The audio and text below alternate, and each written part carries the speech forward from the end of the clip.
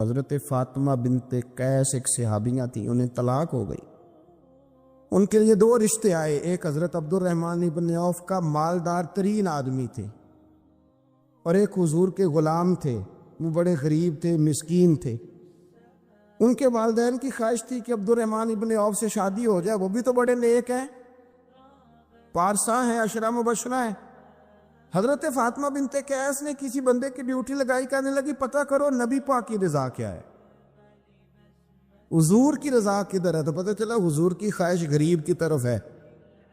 تو وہ خاتون اپنے ماں باپ کو کہنے لگی میرا نا اس غریب سے رشتہ کرا دو۔ انہوں نے کہا پتر، بیٹیوں کے بارے میں ماں باپ بڑے احساس ہوتے ہیں، ہم چاہتے ہیں کہ عبد الرحمن ابن عوف مالدار ہے تو وہ بھی تو نیک ہے نا، حضور نے دنیا میں جنت کی بشارت دی اور ان کا بڑا اعزاز ہے، حضور نے ان کے پیچھے نماز پڑھی، بڑا مرتبہ بڑا مقام والا صحابی ہے، وہ تو غریب آدمی ہے، اور پھر حضور نے حکم تو نہیں نہ دیا، خواہش کا اظہار کیا ہے۔ اس بی بی کے جملے بڑے شاندار ہیں، کہنے لگی آپ مجھے اللہ کی رضا کے لیے نا میرے نبی کے حوالے کر دیں، مجھے امید ہے اللہ رسول مجھے کبھی ضائع نہیں فرمائیں گے، مجھے حوالے کرے رسول کائنات۔ چھوڑیں، کو ضروری ہے دنیا داری ہر طرف دیکھنا، کہیں کوئی کام ایسا بھی تو ہو نا جو محبت کے زور پہ ہو، جو محبت کے لیے ہو، باقی فروغ محبت میں اپنا کردار ادا کرو۔ دیکھیں نا حضور صلی اللہ علیہ وسلم نے فرمایا جس نے محبت کے ساتھ ماں باپ کا چہرہ دیکھا اللہ اس سے کامل حج کا ثواب عطا کرے گا۔ لیکن حدیث میں جو حضور نے شرط لگائی اس شرط کا خیال رکھنا ہے، کس طرح چہرہ دیکھنا ہے؟ فرمایا ماں باپ کا چہرہ دیکھو، کس طرح؟ اچھا، یہ حدیث بتاتی ہے کہ کچھ لوگ ایسے ہیں جو چہرہ دیکھتے ہیں پر محبت سے نہیں دیکھتے۔ ابا جی کی کچھ باتیں کڑوی بھی لگتی ہیں نا، تو کئی دفعہ کچھ بچے چہرہ دیکھتے ہیں پر محبت سے نہیں دیکھتے، تو حضور نے فرمایا تو محبت سے چہرہ دے، تیرے رسول کا وعدہ ہے رب مقبول حج کا ثواب دے گا۔ صحابی عرض کرنے لگے یا رسول اللہ صلی اللہ علیہ وسلم اگر میں 2 دفعہ دیکھوں؟ تو حضور نے فرمایا 2 حج کا ثواب۔ اس نے کہا حضور میں دن میں 3 دفعہ دیکھوں؟ تو فرمایا 3 حج کا ثواب۔ اس نے چوتھی بار کی بات کی تو حضرت ابو ہریرہ فرماتے ہیں حضور نے فرمایا تو جو پوچھتا رہے گا اور میں بتاتا رہوں گا تو بات ختم نہ کریں، حضور حکم کریں، فرمایا تو 100 دفعہ دیکھ اللہ 100 حج کا ثواب عطا کر، بات کو ختم کرتے ہیں۔ تو جتنی دفعہ دیکھ اللہ تجھے اتنے حج کا، شرط یہ ہے کہ ذرا پیار سے دیکھ، ذرا محبت سے دیکھ، خدا را کسی سے پیار تو کریں۔ اس سال میرے گاؤں کے میلے کی بھیڑ میں جو گم ہوا وہ ایک بھکارن کا لال تھا، اس غریب کو تلاش تھی متاع خلوص کی، اور مخلوق چپ رہی کہ یہ مشکل سوال تھا۔ پھر کوئی شخص ایسا بچا ہی نہیں جس سے لوگ امید کریں، توقع کریں کہ مجھے یہ اپنا کندھا دے گا میں سر رکھ کے رو لوں گا۔ کوئی ایک ایسا شخص ملا ہی نہیں جس کے بارے میں لوگ کہیں کہ بڑا مخلص ہے یار، اتنی بڑی میرے محبوب کی امت، ہر حکومت غلط، ہر شخص غلط، ہر بندہ برا، ہر جماعت بری، اللہ کی رضا کے لیے کچھ لوگوں کے لیے فروغ محبت کا بھی فریضہ سر انجام۔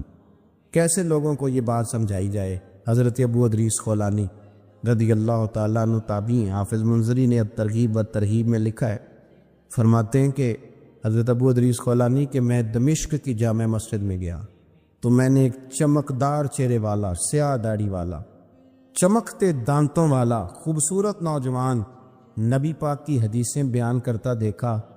اس کے چاروں جانب حضور کے غلام بیٹھے تھے۔ میں نے ایک شخص سے کہا یار بڑا حسین چہرہ ہے، بڑا ہی خوبصورت انداز ہے، کون ہے بندہ؟ انہوں نے کہا آپ نہیں جانتے، یہ صحابی رسول حضرت معاذ ابن جبل ہے رضی اللہ تعالی عنہ۔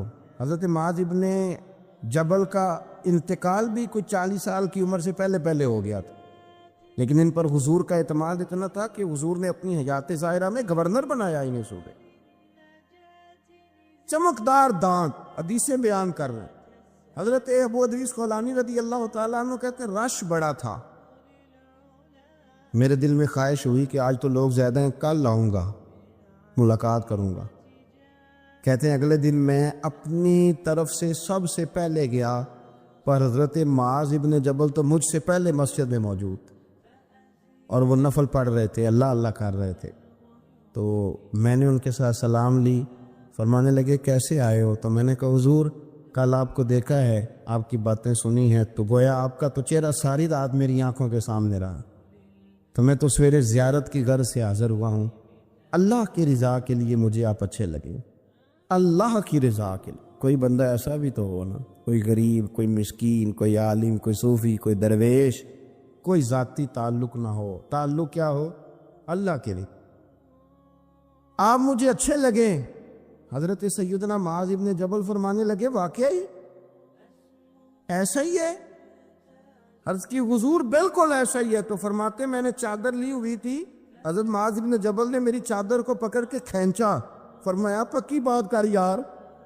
میں نے کہا حضور پکی کر رہا ہوں. تو فرمانے لگے سن. پھر میں نے نبی کریم سے سنا ہے، رسول کریم علیہ السلام نے فرمایا جو دو بندے رب کی رضا کے لیے پیار کرتے آپس میں، اللہ ان دونوں سے محبت فرماتا ہے.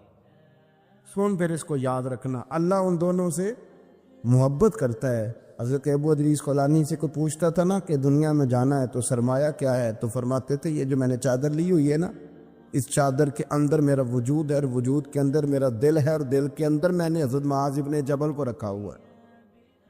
میں نے وہاں ان کا ٹھکانہ بنایا ہوا ہے، وہاں ان کا ٹھکانہ ہے. یہ دوڑی نکتہ چی ہے، کہیں چھپ کے بیٹھ جا، اور جس دل میں تو مکی ہے وہیں چھپ کے بیٹھ جا. اقبال کہتے ہیں جس دل میں تو مکی ہے وہیں چھپ کے بیٹھ جا. دوستو، حضرت یوسف علیہ السلام کے بھائیوں نے کہا کہ سمجھ تو آ گئی ہے ہمیں کہ ہم نے زیادتی کی، ظلم کیا، اب کرنا کیا ہے؟ تو جناب یوسف کہنے لگے کچھ بھی نہیں کرنا، جاؤ تمہیں معاف کیا. معافی مل گئی. انہوں نے کہا کہ ہمیں تو معافی مل گئی، تو ابا جی تو رو رو کے ان کی بصارت کم ہو گئی آنکھوں کی. ماں بڑا پیار کرتی ہے، پر بیٹے سے جو باپ پیار کرتا ہے اس کا بھی اندازہ کوئی نہیں کر سکتا، کوئی نہیں کر سکتا.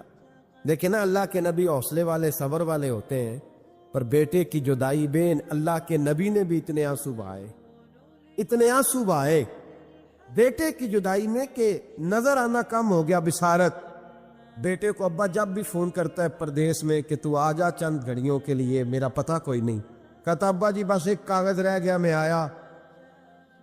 جب ابا جی پردہ کر لیتے ہیں تو کہتے ہیں اس کو برف میں لگا دو، میں 3 دنوں کے بعد آ جاؤں گا. اب کیا فائدہ، اب تو رہ ادھر ہی، اب کوئی پڑھ دے گا جنازہ بھی، اب تو آ کے میں نے منہ دیکھنا ہے تو کیا ہوگا اس سے؟ اب تو نبی پاک کو حکم ہے جب کوئی انتقال کر جائے تو جلدی دفن کرو. اب تیری ماں نے ساری زندگی آنکھیں دروازے پہ لگی رہیں کہ اللہ کرے وہ آ جائے. اس وقت تو تجھے خیال نہیں آیا، تو تجھے کاغذوں سے پیار رہا، تو اب کس بات کا انتظار؟ حضرت یوسف علیہ السلام سے بھائی کہنے لگے کہ جناب یعقوب کو نظر آنا کم ہو گیا ہے، ان کا کیا کرے؟ تو قرآن ہے بھائی، قرآن. میں نے کہا یا ہمیں سمجھا دو یا ہم سے سمجھ لو نا بھائی، ہم سے ہی سمجھ لو. یہ اس آیت کا بتاؤ کیا ترجمہ کریں، بتاؤ. اور تم بلڈوزر چلاؤ حضرت علیمہ کے گھر پہ تو ہم چپ رہیں. یہ بھی کس طرح ہو سکتا ہے؟ حضرت یوسف کے بھائیوں نے کہا کہ ابا جی کی آنکھوں کی بینائی کم ہو گئی ہے، اب کیا کرے؟ قرآن ہے. کہنے لگے اذهبوا بقمیصی، یہ میری قمیض لے جاؤ. حضرت یوسف کہتے ہیں یہ میرا کرتا لے جاؤ، میری قمیض لے جاؤ. ھذا فالقوہ علی وجہ ابی یاتی بصیرا، میرا کرتا لے جاؤ، میرے ابا کے چہرے پہ ڈال دینا، ان کی آنکھوں کو اللہ روشن فرما دے گا. اگر حضرت یوسف علیہ السلام کے وجود سے کرتا لگے تو آنکھیں روشن ہو جائیں، تھوڑی دیر کرتا ان کے وجود سے لگے تو آنکھیں روشن ہو جائے. اور جناب حلیمہ کے کمرے میں، حجرے میں، گھر میں تو 4 سال میرے نبی گھومتے رہے، وہاں آرام کرتے رہے، وہاں تو حضرت جبریل ان کا دیدار کرنے آتے رہے، وہاں تو فرشتے اس گھر کو جھک جھک کر دیکھتے رہے. وہ مکان جنت نظیر جہاں اللہ کی ساری رحمتیں برستی رہیں، اس میں تبرک ہی کوئی نہیں، اس میں برکت ہی کوئی نہیں. آؤ، یہ تو بات ہے نا حضرت یوسف علیہ السلام کی، بخاری مسلم. میں نے کہا کہ یار یا تو یہ حدیث علیحدہ کر یا پھر ہمیں اس حدیث کا ترجمہ بتاؤ. بات بھی کسی معمولی ہستی کی نہیں، جناب سیدہ عائشہ صدیقہ کی بڑی بہن، حضرت ابو بکر صدیق کی بڑی صاحبزادی، اور وہ والی بی بی جسے میرے نبی نے پیار ہی بڑا کیا ہے. حضور کے لیے غار ثور میں کھانا لے کے جانے والی حضرت اسماء بنت ابی بکر صدیق، وہ کہتی ہیں میرے پاس مصطفیٰ کا ایک جبہ تھا، حضور کا ایک جبہ، کون سا؟ جسے میرے نبی نے کچھ دفعہ یا ایک دفعہ پہنا تھا۔ تو کہا اماں جی پھر آپ نے کیا کیا؟ تو حضرت جناب سیدہ اسماء بنت ابی بکر صدیق کہنے لگی وہ تھا حضرت عائشہ کے پاس، جب وہ بیمار رہنے لگی تو میں نے کہا عائشہ یہ خزانہ بڑا قیمتی ہے، مجھے نہیں دے دیتی؟ وہ جبہ میں نے لے لیا، بخاری مسلم ہے، بخاری مسلم۔ تو حضرت جناب سیدہ اسماء بنت ابی بکر صدیق سے لوگوں نے پوچھا اماں جی آپ کیا کرتی ہیں؟ فرماتی ہیں جس بیمار کو کہیں سے شفا نہیں ملتی لوگ اسے میرے پاس لاتے، میں اس جبے کا ایک کونا پکڑ کے پانی کے پیالے میں ڈبوتی اور وہ پھر وہ پانی بیمار کو پلاتی تو اللہ اسے ہر بیماری سے شفا عطا فرما دیتا، اللہ اسے ہر بیماری سے۔ میرے اعلیٰ حضرت فرمانے لگے لا و رب العرش، جس کو جو ملا ان سے ملا، قسم اٹھا کے کہتے ہیں لا و رب العرش، جس کو جو ملا ان سے ملا۔ بٹتی ہے کونین میں نعمت رسول اللہ کی، بٹتی ہے کونین میں نعمت رسول اللہ کی، اور سورج الٹے پاؤں پلٹے، چاند اشارے سے ہو چاک، اندھے نجدی دیکھ لے قدرت رسول اللہ کی، اندھے نجدی دیکھ لے قدرت رسول اللہ کی صلی اللہ۔ یار ہم کیا کریں، ہم کدھر جائیں؟ تو خطبہ پڑھتا ہے وہاں بیٹھ کر کے یہ ادھر نہ جاؤ، کوئی برکت نہیں، معافی برکت، ادھر ہم کیا کریں؟ اچھا یہ تو بات تھی نا شفا کی۔ حضرت سہل بن سعد رضی اللہ تعالیٰ، یہ بھی بخاری ہے، حضرت سہل بن سعد کہتے ہیں ایک بی بی حضور کی بارگاہ میں آئی، اس نے آ کے حضور کی خدمت عالی مرتبت میں عرض کی حضور میں جب بھی آتی ہوں کرتا یہی پہنا ہوتا ہے آپ نے، یا رسول اللہ صلی اللہ علیہ وسلم، اور اس کو تو اتنے پیوند لگے ہیں کہ گنے نہیں جاتے، تو حضور اگر اجازت دے تو ایک کرتا نہ بنوا لوں آپ کے لیے؟ تو حضور نے فرمایا بنوا لے۔ وہ بی بی کرتا بنوا کے لائی، اس نے بڑی محبت سے بنایا۔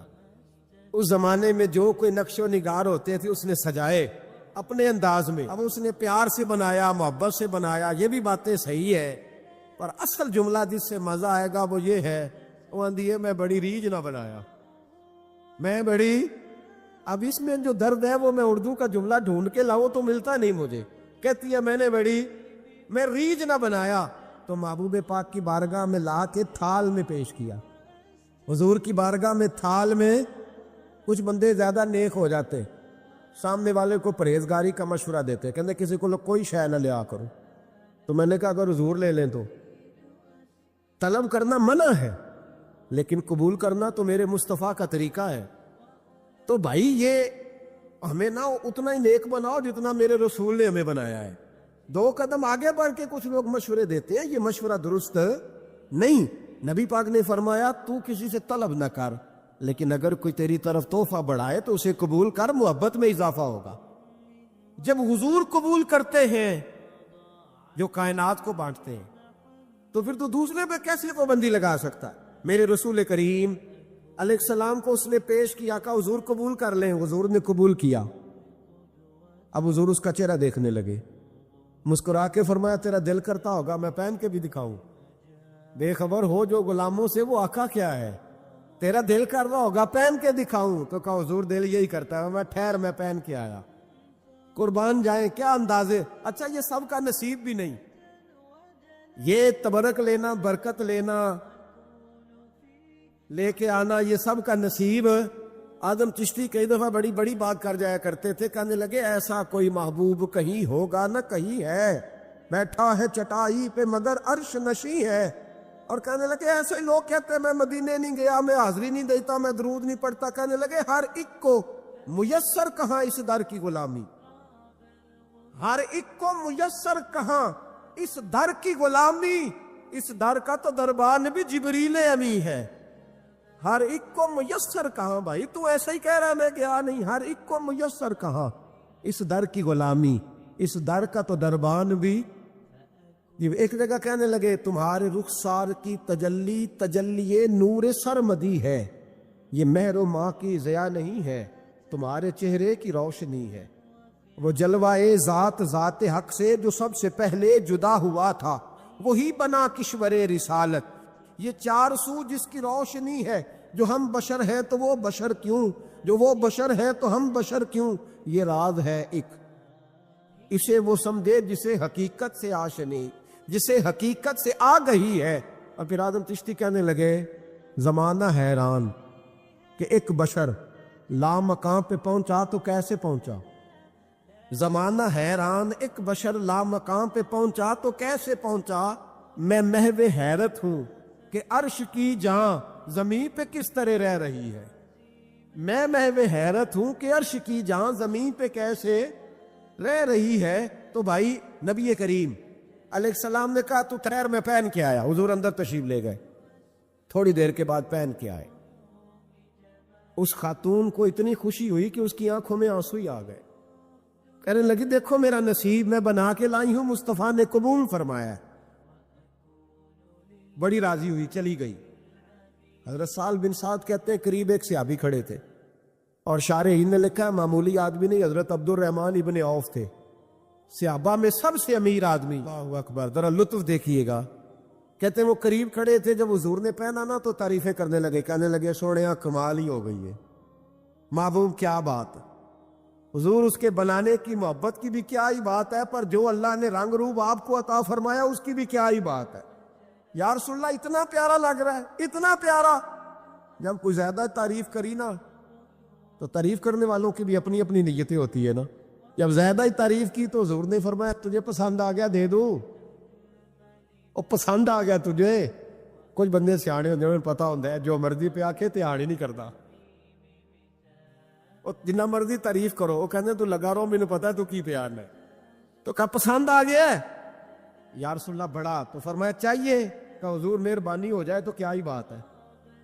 سرکار اندر گئے، وہ پرانا کرتا دوبارہ پہنا، اور میرے رسول پاک علیہ السلام نے اس کرتے کو اتارا، بخاری پڑھ رہا ہو، اور نبی پاک نے لا کے دیا، فرمایا چل یار وہ بھی راضی ہو گئی ہے تو بھی راضی ہو جا، چل دونوں ہی راضی ہو جائیں، وہ بھی راضی ہو کے گئی تو بھی راضی ہو کے جا۔ اس کو دیا، حضور چلے گئے۔ صحابہ بعد میں اس صحابی کے پیچھے کہنے لگے یار تو تگڑا بندہ ہے، تجھے ضرورت ہی نہیں تھی، اور حضور علیہ السلام نے بڑی مشکل سے قبول کیا۔ حضور تو کسی کی طرف توجہ ہی نہیں کرتے، طلب ہی نہیں کرتے، یہ والا خیال ہی۔ اور اگر آج حضور نے قبول کیا اور اتنا پیارا لگا تو تجھ سے برداشت ہی نہیں ہوا، کس طرح کا آدمی ہے تو۔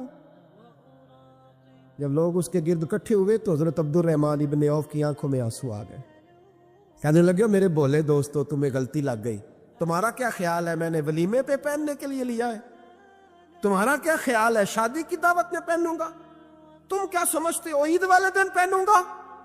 اور گویا اپنی داڑھی کو پکڑ لیا، کہنے لگے دیکھو بال سفید ہو رہے، پھل پک رہا ہے، گنہگار بڑا ہوں، اگرچہ بدر میں بھی گیا ہوں، احد میں بھی تلوار اٹھائی ہے، مال بھی دیا ہے، ہر جگہ گیا ہوں، پر کسی عمل پر بھروسہ نہیں۔ یہ کرتا حضور کے جسم سے لگ گیا ہے، اب اسے سنبھال کے رکھوں گا، اور مرتے وقت وصیت کروں گا گھر والوں کو کہ جب میں مروں نا تو اس کرتے میں مجھے کفن پہنا دے۔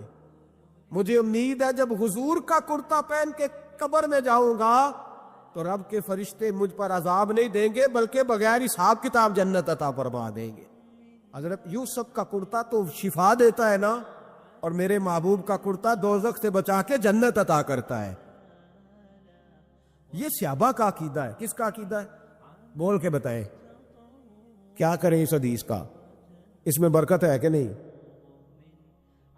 کوئی بندہ کہہ دے کہ بیر روما پہ کیوں جاتے ہو، وہاں تو کوئی برکت نہیں، غارے سور پہ کیا لینے گئے؟ بھئی تھوڑی دیر کے لیے جو کرتا حضرت یوسف علیہ السلام کے وجود سے لگے اس میں تو برکت ہے، اور جس غار میں 3 دن حضور بیٹھے رہے برکت ہے کہ نہیں؟ مولوی ساری انرجی ہوتے لا چھڑا لگا ہے، امت کو لڑاتا ہے، اختلاف کراتا ہے۔ جہاں جا کے پیار ملنا چاہیے تھا، جہاں جا کے پیار، ایک شخص کو میرے سامنے کہہ رہا ہے تو شرک کر رہا ہے، میں کہ بیچارہ 3-4 لاکھ روپیہ لا کے تے شرک کرنا ہے، یہ مشرک تھا جو یہاں آ گیا ہے، کچھ سوچ سمجھ کے بات کرو۔ تم سے مسلمان تو آج تک ہوا نہیں، اور ہر وقت 15-20 لاکھ آدمی ایک جمعے میں مشرک کر دیتے ہو، یہ بیت اللہ میں حج کرنے آیا، مشرک تھا آیا، اتنا بڑا فتویٰ، اتنی بڑی تقسیم امت کی. یہ بوڑھا بابا جو رو رہا ہے روزہ رسول کے سامنے، اس کو مشرک کہہ دیا تم نے. یہ بوڑھی اماں جس سے چلا نہیں جاتا، کمیٹیاں ڈال ڈال کے مدینے آئی، اور تم نے کہہ دیا کہ مشرک ہے، تو حضور کے دروازے پہ روتی ہے. اتنا بڑا ظلم. یاد رکھو، اگر صحابہ حضور کے کرتے کا دھون پیے تو انہیں شفا ملے تو شرک نہیں ہوتا، بلکہ بریلی کے امام کہتے ہیں جس کے تلووں کا دھون ہے آب حیات، کہتے ہیں ہمیشہ کی شفا ملے گی، آب حیات، موت ہی نہیں آئے. جس کے تلووں کا دھون ہے آب حیات ہے وہ جانے مسیحا ہمارا نبی. اور فرمانے لگے جس کی 2 بوند ہے کوثر و سلسبیل، 2 بوند مل جائے نا حضور کے تو اتنی بڑی نہر بنتی ہے جس طرح کوثر کی نہر ہو. اور چلتا سلسبیل کہتے ہیں جو چلتا رہے. کہنے لگے جس کی 2 بوند ہے کوثر و سلسبیل ہے وہ رحمت کا دریا ہمارا نبی، ہے وہ رحمت کا دریا ہمارا. پڑھو نا علامہ واقدی کو. اچھا، جب جذبہ جہاد سنانا ہوتا ہے تو ساری حوالے واقدی کے اور دیگر کتابوں کے، تو میں کہتا ہوں ساری قوم کو سناتے ہو علامہ واقدی کی تاریخ، تو یہ والی روایت بھی سناؤ نا. درد سے بول رہا ہوں، درد سے. یہ والی روایت بھی سناؤ. علامہ واقدی نے یہ بھی تو لکھی ہے نا. یہ تو بتاتے ہو کہ وہ نفل چھوڑ کے جہاد کرنے گئے، وہ 27 سال جہاد میں رہے. تو یہ بھی بتاؤ نا جہاد کا پس منظر. حضرت عرفہ بن ربی حضور کے غلام ہے، وہ روایت کرتے ہیں، کہتے ہیں جب جبلہ اہم کے خلاف ہم لڑنے گئے تو روم کی فوجیں بھی تھی اور عرب کے دیگر قبائل کی فوجیں بھی. کہتے ہیں ہمارے سپہ سالار کا نام حضرت خالد بن ولید تھا. معمولی آدمی نہیں جسے نبی پاک نے فرمایا یہ اللہ کی تلوار ہے. سیف اللہ خالد بن ولید سپہ سالار تھے. لیکن کہتے ہیں کہ ہم نے ذرا سا حملہ کیا تو انہوں نے اتنی سخت ہم پر مزاحمت کی کہ مسلمان کہنے لگے آج بچ کے نہیں جائیں گے. کہتے ہیں ہم سارے حضرت خالد بن ولید کے قریب گئے. یہ کوئی ہم نے نہیں حوالہ لکھا، یہ تاریخ اسلام. ان کو سارے مسالک پڑھتے. کہا حضرت خالد بن ولید سے کہ حضور مسئلہ کیا ہے، کسی جنگ میں پیچھے نہیں اٹھے، آج کیا ہوا؟ جناب خالد بن ولید کہنے لگے میری ٹوپی گھر رہ گئی ہے. میری کوئی نہیں سمجھ آئی آپ کو؟ میری. تو نے کہا حضرت صاحب ٹوپی ہم سے لے لیں. کہنے لگے وہ والی نہیں، میرے والی رہ گئی ہے. کہا ٹوپی کا جنگ سے کیا مطلب ہوا، تلوار سے کیا مطلب ہوا؟ تو آپ فرمانے لگے میں نے اپنی ٹوپی میں نبی پاک کے 3 بال مبارک سیے ہوئے، 3 منہ مبارک. امت غور کرے اس بات پر، 3 منہ مبارک ہے ٹوپی کے اندر سیے ہوئے. فرمانے لگے تلواریں تو سب کے پاس ہیں، مجھ سے بہادر سیانے بندے بھی ہیں، پر جب میں حضور کے منہ مبارک سر پہ رکھ کے میدان میں نکلتا ہوں تو فرمایا پھر اللہ مجھے ہر میدان میں کامیابیاں عطا فرماتا ہے. یہ نظریہ دیکھو، عقیدہ دیکھو، تبرک ہی کوئی نہیں، برکت ہی کوئی نہیں. کہاں بیٹھ کے دین پڑھا؟ یا ہمیں سمجھا لو یا پھر ہم سے ایک کام ضرور کرو بھائی، ایک طرف تو آؤ نا. حضرت خالد بن ولید کہنے لگے ٹوپی رہ گئی ہے. صحابہ دلیری دینے لگے کچھ نہیں ہوتا، قربان جائیں. حضرت ابو عبادہ بن جراح کہتا ہے میں مدینے میں سویا ہوا تھا تو نبی پاک مجھے خواب میں ملے. حضور نے فرمایا میرے خالد کے گرد فوجیں چڑھ گئیں، تو یہاں سویا ہوا ہے. اٹھ پکڑ بندے چل پہنچ میدان میں. کہتے ہیں میں نے، حضرت ابو عبادہ بن جراح کہتے ہیں میں صبح اٹھتے ہی میں نے لشکر تیار کیے، گھوڑے دوڑائے، مدد کے لیے نکلے. جب ہم رستے میں جا رہے تھے تو ایک ہمیں نوجوان ملا گھوڑے پہ، سر پٹ گھوڑا دوڑا رہا ہے اور بڑی اس کی تیزی ہے. کہتے ہم نے آواز دی تو اس نے اور تیز کر دیا. حضرت خالد بن ولید کے میدان کے قریب پہنچ گیا. کہتے میں نے 2 سپاہی دوڑائے، میں نے جا کے کہا اسے روکو، کون ہے؟ کہتے ہیں جب ہم قریب گئے نا اس نے کہا پیچھے ہٹ جاؤ، قریب نہ آنا. کہتے ہم نے کہا تو کون ہے؟ کہنے لگے میں حضرت خالد بن ولید کی زوجہ ہوں، میں ان کی اہلیہ ہوں. تو کہا آپ کدھر جا رہی ہیں؟ کہنے لگی وہ منہ مبارک والی ٹوپی گھر بھول گئے تھے، اور ٹوپی بھول گئے تھے، سارے راز نہیں جانتے، میں بیوی ہوں، میں جانتی ہوں کہ خالد کو کامیابی ملتی تھی مصطفیٰ کے تبرک کی برکت سے، وہ ٹوپی بھول گیا ہے، مسئلہ بن گیا ہوگا، ٹوپی پہ نظر پڑی ہے تو مجھے کوئی اور ملا نہیں تو میں خود دینے جا رہی ہوں۔ حضرت ابو عبیدہ بن جراح کہتے ہیں ہم نے کہا کہ ہمیں دے دو بہن، ہم دے دیں گے۔ کہنے لگے نہیں، ہمیں پتہ ہے اس کا ادب کس طرح کرنا ہے، کیونکہ ہمارے گھر میں رہتی ہے تو ہمیں پتہ ہے ادب۔ اور یارو اگر یہ ذائقہ ہی نہیں تو پھر تجھے حضور کی عزت کا پتہ ہی نہیں، اگر تو حضور کے تبرک سے آشنا ہی نہیں پھر تجھے پتہ ہی نہیں رسول اللہ کے مقام کا۔ اقبال کہنے لگے اگر باؤ نہ رسیدی تمام بھول حدیث، اگر تو حضور کے قدموں تک نہیں پہنچا پھر تو ابو لہب کے کھاتے میں جائیں گی تیری نمازیں۔ میرے مصطفیٰ کریم سید عالم صلی اللہ علیہ وسلم کی وہ ٹوپی لے کر زوجہ کہنے لگی تمہیں ادب کا نہیں پتا، میں ہی جاؤں گی۔ کہا چلو، کہتی وہ دوڑی گئی۔ حضرت خالد بن ولید کہتے ہیں اچانک میری نظر پڑی تو کافروں کی فوج تنی ہوئی تھی، وہ ٹوٹنے لگی اور ایک شاہ سوار دھاڑا آ رہا ہے، تو میں نے کہا جی اکیلا جوان صفے کاٹتا آ رہا ہے، ہم لڑ رہے تھے تو یہ فوج ہم پر چڑھ آئی تھی، اکیلا جوان۔ کہتے ہیں جب وہ جوان قریب آیا تو خالد بن ولید کہنے لگے وہ جوان تو کون ہے، اکیلے نے سب کھول دی۔ تو کہتے ہیں زوجہ بول کے کہنے لگی نہیں، مسئلہ جوان کا یا کمزور کا نہیں، خالد مسئلہ یہ ہے کہ ٹوپی آج میرے پاس ہے،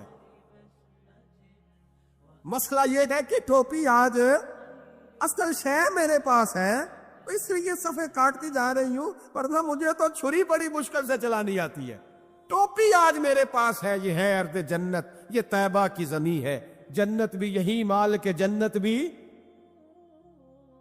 یہی ہے، یہ میرے محبوب پاک کے تبرک کی برکت ہے۔ حضرت خالد بن ولید رضی اللہ تعالیٰ عنہ کو زوجہ کہنے لگی ٹوپی آ گئی ہے، ٹوپی آئی ہے تو سمجھ لو فتح بھی آ گئی ہے۔ حضرت خالد بن ولید نے ٹوپی پہنی، اتنی دیر میں حضرت ابو عبیدہ بن جراح بھی آ گئے، کہنے لگے تگڑے رہنا، پہنچ گئے ہیں۔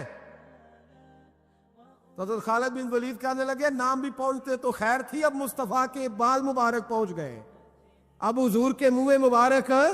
آج میوزیم بنانے کا شوق پوری دنیا پہ ہے کہ میوزیم ہونے چاہیے، عجائب گھر ہونے چاہیے، کسی کی تلوار، کسی کے زرہ، کسی کے گھوڑے پر لگا ہوا جو ہے وہ زین لوگوں نے رکھا ہوا ہے، کجاوا رکھا ہوا ہے، لوگوں نے مختلف چیزیں سنبھال کے رکھی ہیں، پر ہماری سمجھ میں نہیں آتا کہ حضرت حلیمہ سعدیہ کے مکان سے لوگوں کو کیا اختلاف ہے۔ یہ بات سمجھ میں نہیں آتی کہ رسول اللہ صلی اللہ علیہ وسلم نے جس کنویں سے پانی پیا اس پر پابندی لگانے کا کیا مطلب ہے؟ نبی پاک صلی اللہ تعالی علیہ وسلم جس درخت کے سائے میں بیٹھتے رہے، ان درختوں سے لوگوں کو بچانے کا کیا مطلب ہے؟ او بھائی، جس جگہ حضرت سیدنا ابراہیم کے قدم لگے وہاں اگر نماز پڑھنا اللہ کا حکم ہو سکتا ہے تو جن دیواروں پہ میرے نبی کا پسینہ لگے،